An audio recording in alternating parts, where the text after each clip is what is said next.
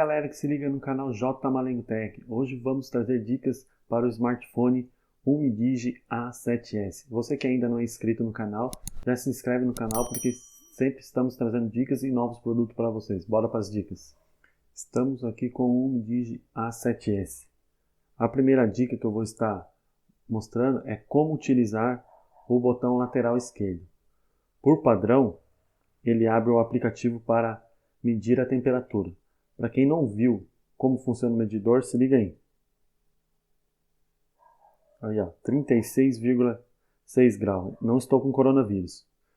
Mas ele tem duas outras funções. Vamos estar entrando em configurações e acessar a opção Smart Key.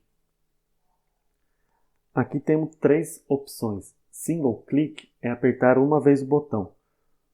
No meu está para abrir o termômetro. Você pode estar configurando para várias outras opções. Vamos conferir quais são essas outras opções.